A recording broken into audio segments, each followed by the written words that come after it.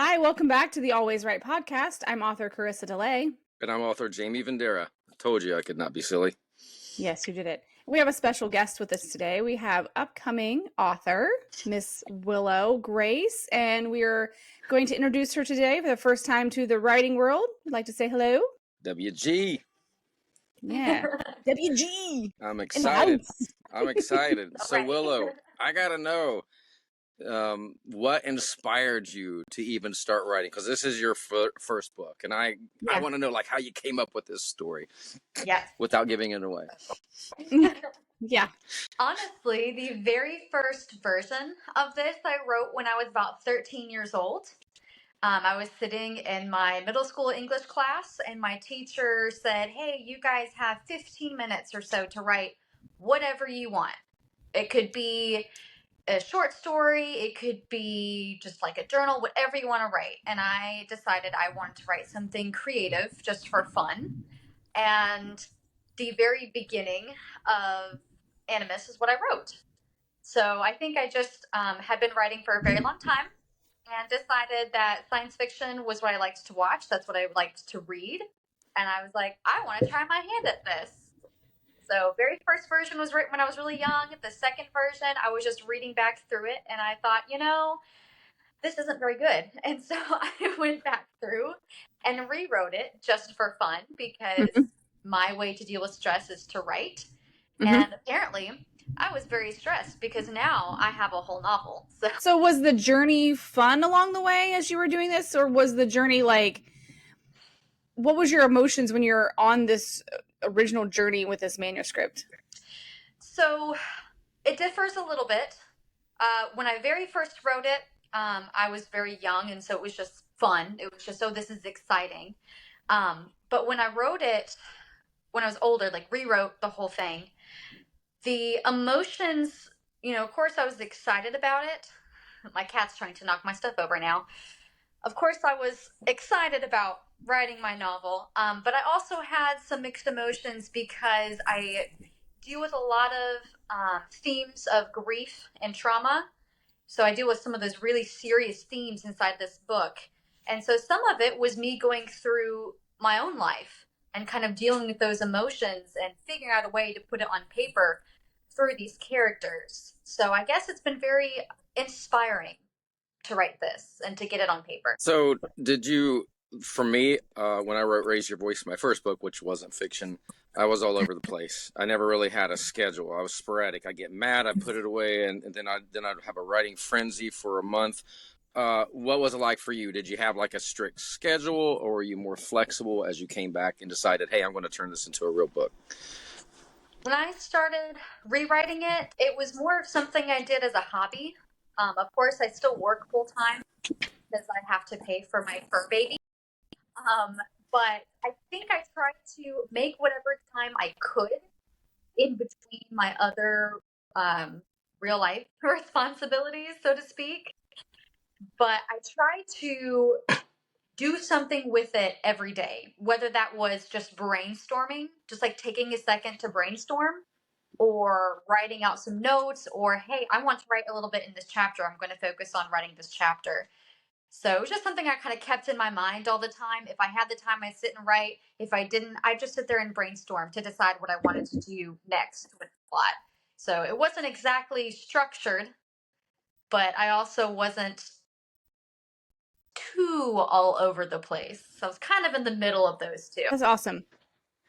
Oh. After, you kind of realize this is your hobby and now you want to turn this into a manuscript, what were some of the biggest challenges that you faced, and how did you kind of overcome those in this process? So the way that my brain works when I am coming up with my plot ideas, I will come up with specific scenes that I want, because I'm a very visual person. I have to visualize what's happening so I can write it down. Right. And there were times where I was like, I want this to happen. This is an important scene. I don't know how to get there. And so sometimes I would just write the scene, just so I had it out of my mind. And then I sit there and look at the scene that occurred and look at whatever I had before that and try to understand what would lead the characters to get to that That point. point. Yeah. And that was definitely, I think, my biggest challenge, was just sitting there and figuring out how to tie some of the scenes together. There were a lot of walks that I took just thinking about So how did my you then? character. Okay, but how did you overcome that then? Honestly, by taking those walks and just taking a second to think about the characters themselves. There were times where I had certain friends I would talk to about where I wanted to go, and I would get those ideas from them and say, hey, that's actually, I kind of want to run with that.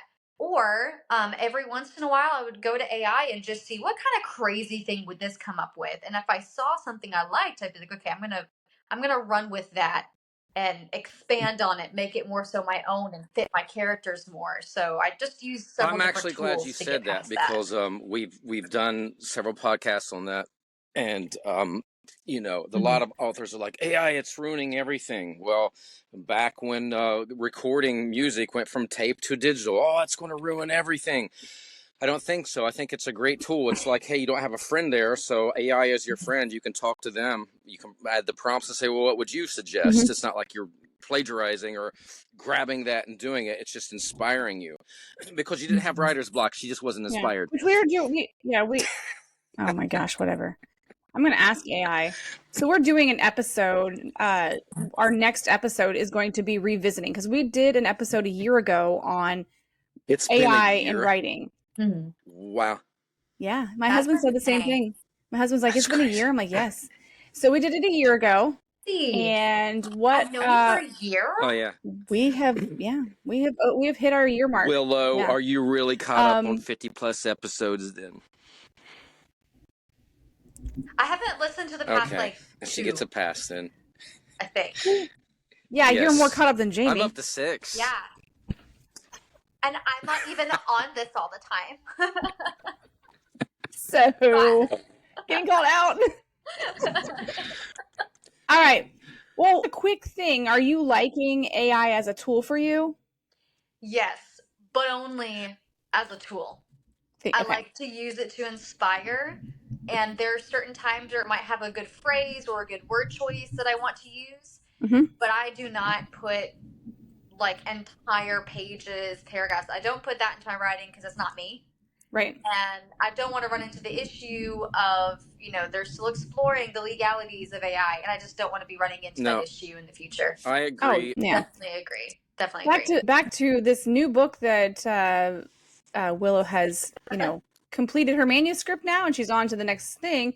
Without, like I said, giving too much away, we want to kind of tease the listeners. Can you give us a brief overview of your manuscript and your storyline? Yes. So it is a sort of fantastical science fiction epic, is the best way I've found out how to describe it. And it explores the idea of a war between creation and creator, as told through the perspective of a woman through her journey in another universe on another planet, as she becomes creation's last hope for salvation and survival in this interuniversal war. So that's like a nice, pretty, tied up in a bow nutshell version of what it is. Now, I've had the full extension version of this on several meetings and several, breakfast, lunch, coffee type things. So there's so much to this story. It's gonna be really amazing. I got a question just like that, but it's totally different. Have you ever thought about letting Karisa do some tattoos on you? Because I just seen that you had tattoos. She has an artist. Oh, all of my. I'm getting another one this Saturday. Nice. Yes, she has an artist. I don't do that. I'm not like, hey, because I'm a tattoo artist, I have to do all your work now. Like, oh, let me just do it. Now she might design some tattoos in the future because those do play a role in my novel, and I've definitely thought about, whenever I have a little nerd book that comes out about it, hitting you up and being like, hey, can you make this? So yeah, that's awesome. Okay, so how did you develop your characters? Like, how did you create character identities because I know, and this is just me speaking, on my first novel, I developed my characters based on similar people I knew so I could keep them straight. Did you do something similar when you created, I know one of your characters' name is Avonlea, when you created Avonlea in your book, do you have someone in mind that you mimic, or is that your alter ego? Because a lot of times the main character is your alter ego when you write. So yes and no. Each of my characters, again, this is going into kind of some of the darker themes of the novel. Each of my characters is built around a different manifestation of the effects of trauma. So I separated them by those, basically. So I've got Avonlea, like you said, and he's very, very afraid of intimacy. He's very afraid to open himself up to other people. So he make himself seem very fierce, even though in reality that's not how he is. Or I have another character who's very much a people pleaser because she's protective of herself. And she can be manipulative because wow. Hi, kitty. This is the single brain celled orange cat I have. Well, there's a whole hashtag for orange cats. Yes. His name is Tofu, and he is not Hi, using Tofu. his What are we doing right here? now. Look at the. Yeah. He's going to twerk. Showing Not us using the brain cell. only cat fans here. Oh my god. That's adorable. And then Davey said that I'm not allowed to record anymore. So we're having fun. This is exciting. I'm so happy that you guys get to meet my cats while I'm doing this. That is hilarious. This is what I get. Please don't do that. That's not a good idea. Okay. Oh, hey, we've so already said we're very organic and vegan on this podcast. Let it happen. I pretty much went through it, but just basically each of the characters is based off of the different effects of trauma, and that's kind of how I kept them separated. Mm-hmm. And there were some that, kind of had some characteristics of people that I knew, but for the most part, it was just what they represented was how I kept them separated. That's cool. I like that. I like that you did it in that perspective. Do you ever, when I write a book, I'll have a favorite character, or actually it'll be some I hate or some I'm like, I love them, I would hang out with them. So surely you've got a special favorite character. I do. I have a few. My favorite, which is going to sound cliche, but it's the honest to God truth. The one that's closest to my heart is my main character. Because for the longest time, writing her perspective was also writing mine. And you should probably tell our listeners how you pronounce her name, so when they go get your book, they know. When they know. So main character, her name is Zaye. Zaye. So Zaye. cool. And she's definitely close to my heart just because she was that character I wanted to be. She kind of represented that strength that I wanted to have, especially as she's growing towards the end of the book. So she's very close and near and dear to my heart. And then I think the secondary character, Avonlea, that we've talked about, for him, he's like the child that I wanted to save. So he's dear to my heart simply because even though, he's this fictional character, he was that child that I wanted to learn, I wanted him to learn to love and to be loved. So I think those two are the ones that I hold dearest to myself. And then the last one is probably Vindicta, which doesn't come into play until later. And I won't go into too much detail about who Vindicta is. But her close just because she's cool. You saying that, tell our listeners, how many books do you have planned out for this series? 3. It is the Korean series. Good. It is a trilogy. Yes. So. And it is not for the faint of heart when it comes to word count. No. If you don't like long novels and epics, don't start it. Yeah, so that should be on people on their dating thing. I like long novels on the beach. Yeah. Like long walks. Like I like long word counts on the beach. I want to lose myself in a book for my favorite novel was Sword of Shannara, and it was like 700 pages.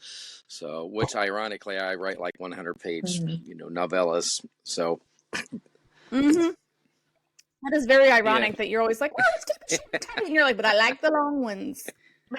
I want you to write only this much, but if I'm gonna read, it needs to be. So, good.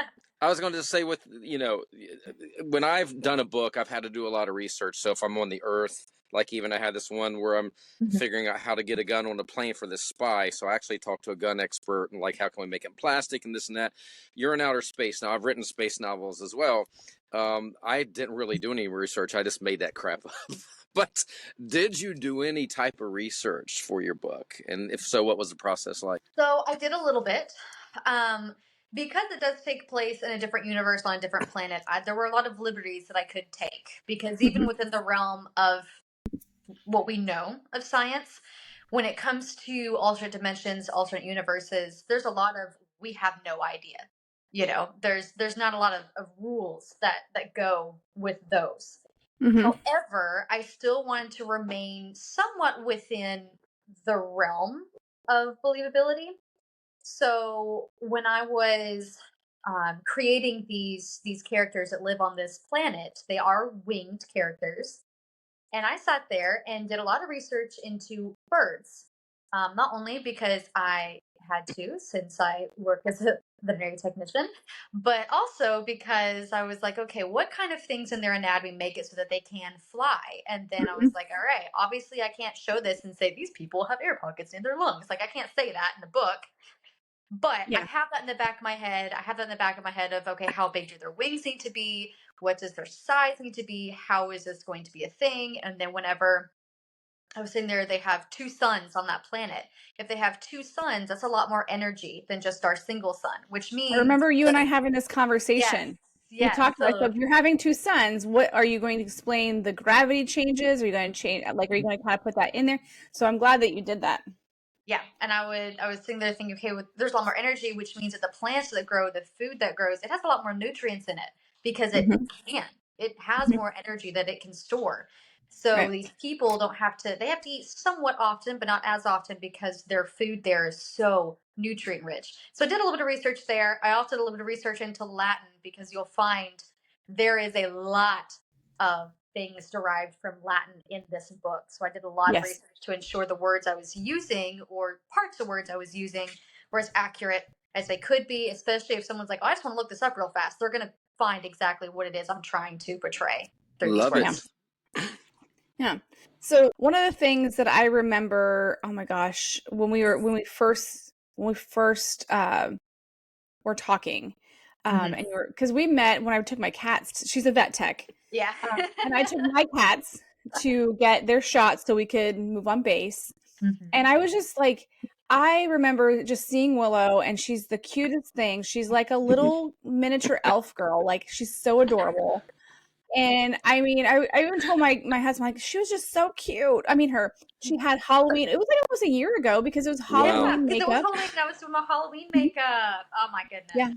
Yeah. Crazy. And so she reached back out and she's like, I don't know if you remember me. I'm like, oh yeah, I remember you. And so when we were talking, the excitement she had when she was telling me her story and talking about it. So now you've come to this point, you've got to this part. And so now the excitement of, tell us this journey of now that you've finished the manuscript, and what was the next step? What did you do? Tell our listeners what you did for the next steps. Well, I slashed out a few chapters. I took them out. Yeah. So I essentially went through, I did the basic grammar editing and such with Grammarly, not sponsored, but we love them. Yes, we do. Exactly. And then I also went through and tried to, which I'm still doing a little bit of now, tried to get rid of anything that I deemed was not necessary, which is a difficult thing to do. But the more I've done it, granted, I've reread this manuscript like 10 times now, but the more I've done it, the better I've gotten at it. So when I first finished this manuscript, it was 194,000 words. And now going back through and getting rid of things, I'm pushing like 175,000 words. So I've been able to get rid of a lot. There's probably more when I send it to Mr. Rich. You're like 13,000 words. And, yeah, I'm going to literally sell my soul to the editor, but it has to happen. Yes. Yeah, well, that was something we did suggest. You were able to work with Rich prior to submission stuff, and he can give you an idea for like 3 chapters or something like that of what you needed to kind of focus on, and you were able to go back through, which is always nice to do like a pre-edit with an editor to kind of see what are they saying I need to fix, and then you can go back and fix that before you submit. Yeah. What was next after that part, as far as now that you're cutting it down, where are you at now with submission? Tell the listeners. So I am over halfway done with cutting things down. I've got a few more chapters to go that I'm removing because they don't really matter. I had somebody who was a non-biased party go through and read it and tell me exactly what they did and didn't like. They told me what they felt like they wanted expanded on, what kinds of scenes they're like, this doesn't really make sense to me. If you don't want it, you could probably take it out. So then whenever Mr. Rich goes through and does his thing, if this person says, I didn't really like this, and he says, this isn't necessary, then I'm like, well, I can go ahead and take it out. I feel more confident in that. I also have a cover artist that I'm working with right now, and I almost don't have words. The things he's sending me are just crazy. Are we talking about Tim? Cool. Yeah. So he's sending you stuff. Nice. Yes, and I'm excited. So cool. So cool. I had thought that I wanted something that was very simple, but the first 2 images he sent me were a lot more detailed, and I was like, I actually really, really like this. This is really eye-catching. So we're kind of working with that, and that's exciting because I'm like, that's my cover. Wow. Mm-hmm. So I told you that. So you're working with my cover artist, Tim Kruskamp. He's a phenomenal artist when it comes to getting into that fantasy, sci-fi, paranormal, dark realm, where there's dark and light together and playing with all that imagery. He's amazing with that. And I knew he would be a perfect fit for you.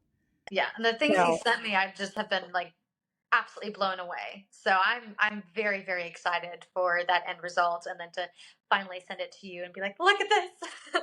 That's exciting. That's exciting. So, yeah. Okay, so what was your next step? So before that point, you've submitted your manuscript. I did. Yes. And before I submitted it to you guys, I was submitting to agents and to publishers, and we know how that goes. It kind of sucks and knocks you down a few levels, but that's fine. It's character development. Got quite a few rejections, but that's their loss. Totally fine. After that, yeah, I mean, I think so, but I'm also biased, so exactly. But after sending to you guys and getting the, hey, definitely interested, let's do some more editing, which I 100% agree with because I can only do so much. Once I'm done with these chapters, I'll send it off to Mr. Rich. He'll do the actual full edit. From that point, we're going to find out, because I have my guess of what we're going to do, but I don't know for sure.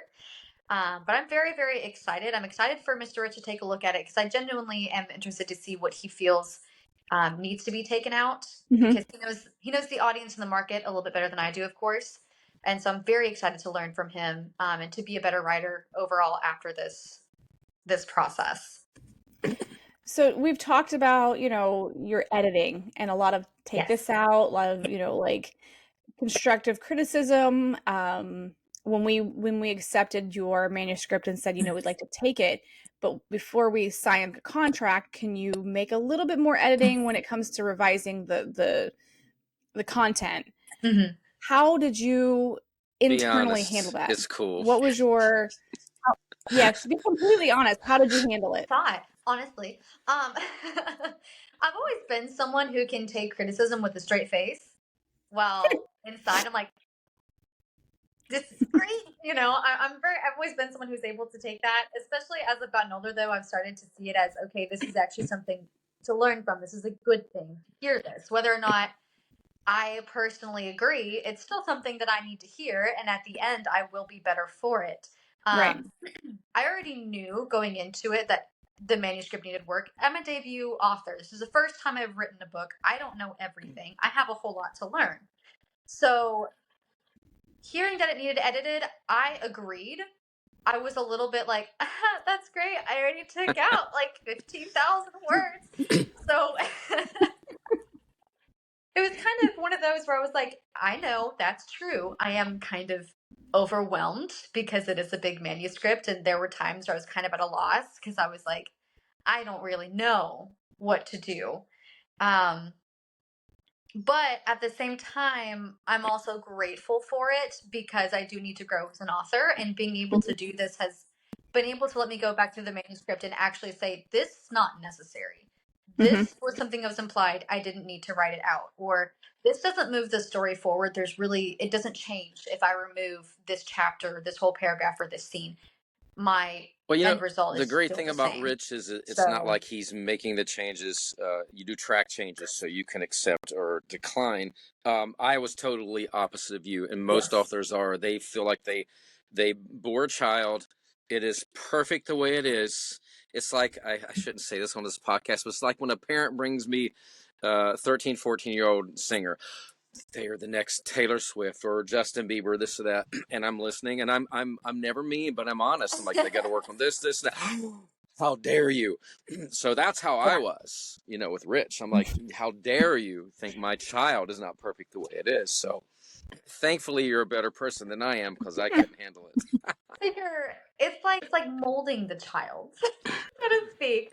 I know it's kind of weird to say, but is it my brainchild? It absolutely is. I love this manuscript with everything in me, but I also understand that I am not perfect because Mm-hmm. I still have a lot to learn. And I have all these amazing people around me that have been doing this for much longer than I have and actually know what they're talking about. And so, because of that, I'm like, well, it's still my child, but I also have these amazing people who are helping me raise this child and make it Yeah, so I was gonna say it into takes a something Takes a village. So community. successful. Exactly. Yep. Yep. Exactly. Yeah. So, okay. You have any and I know the answer to this already, but I'm going to put it out there for those who don't know the answer.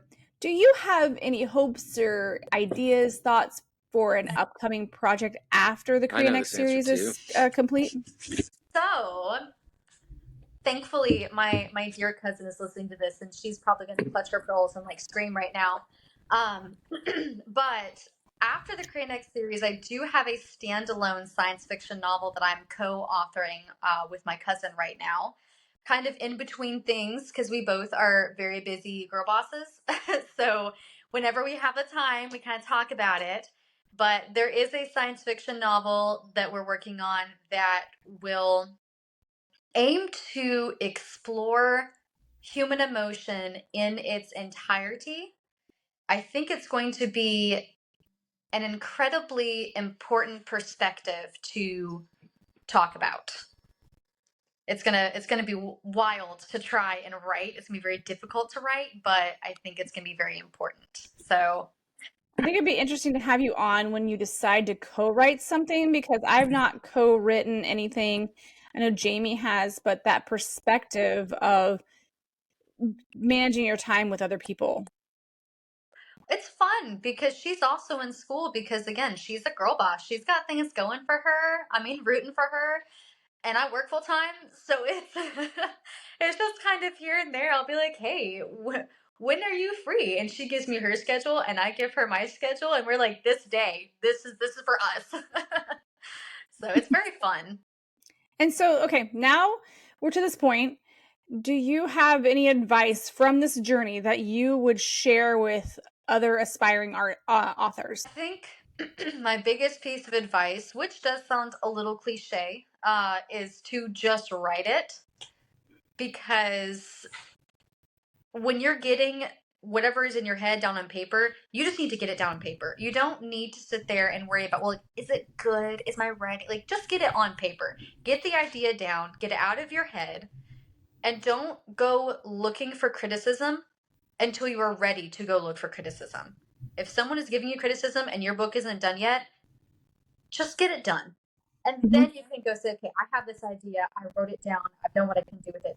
Now I'm ready to make it better or try to edit or okay now I want to make it into something that I feel like people would be interested in reading. Then you can go start looking for criticism. But if you're looking for criticism while you're in the process, you're going to get freaked out, you're going to start feeling bad about your work, and that's just not, it needs to be written first before you can go sit there and be like, well, is it good or not? Because it probably is. You just may need a little bit of help here and there. Yeah, good, good. And yeah, don't be afraid to reach out for help. Listen, yeah. So Yeah. So when you're not writing, what do you enjoy doing? I mean, writing is my hobby. So other than that, I enjoy squishing the faces of all of my fur babies individually. The dogs are really good with it because I also train them to do the different like tasks and services that they do. The cats just understand that they have to allow me to squish them and they don't have a choice because I am their mother and that's how it works. Um, so, other than that, though, I also enjoy just spending time with my husband. Whether it's we'll play little games together, we'll watch movies together. Gotten into anime recently. Didn't know that the storylines were actually really good, so that's been a little journey that we've been on, or going hiking. So just doing different activities with him. There's got to be some type of balance. Mm-hmm. How does it work for you? So, if I'm being 100% honest, I kind of suck at balancing writing with everything else, but it's okay. I try to, especially with him, he's been very good at saying, "Hey, you're spending a lot of time on this. How about you step away? Let's do da da da da da." So it's nice to have kind of the outside voice being like, "All right, let's take a break. Let's do something else." Whenever I'm at work, obviously my brain has to be at work, so I'm very good at, okay, let's turn off the creative side so I can focus on the task at hand. I can't do that. I don't know how I do. Probably because I also don't like getting eaten by cats and dogs, so I just don't think about whatever's Oh happening. yeah, you gotta have your fight or Yeah. flight mode Yeah, on for. I don't like, and half the dogs I deal with, honestly, they're all wonderful, but they are half my size. So I'm just like rodeo riding dogs every day, and I can't really think about my novel when I'm literally. When Willow and I are together, it's so funny because I always think she's so much smaller than me. She might only be 4 foot. I think she might be adding 11 inches. No, I can ride all the rides when I go to Universal. So Well, you only have to be 36 inches for no. I'm Well, kidding. I'm excited that you can ride all the rides. Actually, that was my my ADHD. I'm excited for this book. So, like, as soon as Rich he edits it, then I need to do a full read through. I'm very So excited. It'll be great. I'm sorry, I don't know what was going on in my house, but Yeah, yeah. If you weren't like recording right now, I would be like, your house is you have a poltergeist over there? no, that was the one brain cell orange cat. Yeah. Anyway, You could write a whole series on the one brain celled cat. Honestly, I could. It actually I couldn't because it would be like one word of just the entire time. All right. Well, this has been great. So one of the things that hold on, I think that I would like for you to share with listeners is how they can find you on social media so they can kind of follow your journey and find out where you are so they can look for your book when it comes out. So where do they find you? Right now, I'm working on the Facebook end of things because Facebook doesn't like me very much. I don't know why. But currently, I just have are we Instagram. not following each other? What is up with that? Okay. No, we are though. We are. Now I need to see if I wrote it down somewhere. I don't think I wrote it down anywhere. Because I just recently I had to change it. If you look up Willow Grace, you should be able to find me somewhere. But I think it's Willow Grace Writes. I believe. It is. Is it? Yeah, okay. It's just Willow Grace _writes. Okay. Because I was like, I don't actually remember what my Instagram is. But yeah. Right now, I'm only on Instagram. I will be working on a website as soon as oh, you're following me. Thank you. I will be working on my website once I have the cover art done because I can kind of go off of that theme. So whenever that becomes a thing, I'll probably post it on my Instagram. And whenever Facebook decides to like me again, and I have a Facebook, then I will probably also be posting that on my Instagram. So the best way to get any kind of updates right now, girl, is you're Instagram. not following me. Okay. Yeah. So that's fine. I just hit follow. Yes. Okay, I think my personal account is following you. Yeah. I think my personal so account now is. we have all. Yeah. So now your author All page right, you must got follow us 24 back. hours I know. before I I'll do that. I unfollow promise. you. No, I I'm swear. teasing. Cross my heart not to die. I swear. 24 hours. You gotta do it now. Time starts now. That's funny. Perfect. All right. So with that, Why you gotta Jaime, do would this you like to to close me? us out and tell them how they can find us All right. and what to Well, do?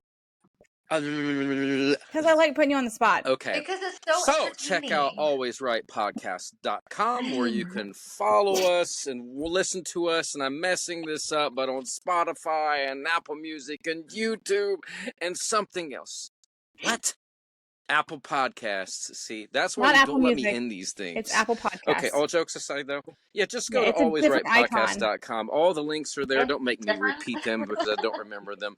But hey, if you got a question or if you're an author, you'd like to be interviewed, check us out. Reach out to us at alwaysrightpodcast@gmail.com and we will get back to you. And if you got an idea for an episode, let us know. We want to cover everything. Always right. Whether it's a book, whether it's a newsletter article, whatever you want to know about, let's dive into it together so that we can help you grow with us.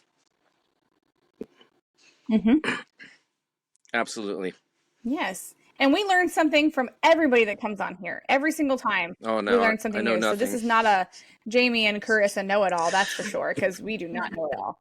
We are learning every time that we do an episode. We come up, when we're researching stuff and when we're putting stuff out there, we come and find a lot of new stuff that we did not know as authors. So it's always nice. Willow, thank you so much for coming on, and we'll have you back on, in the future once your manuscript has been published, and you can share the after journey after publication. The rest of it. Yes. All right. As always, thanks for listening and always right.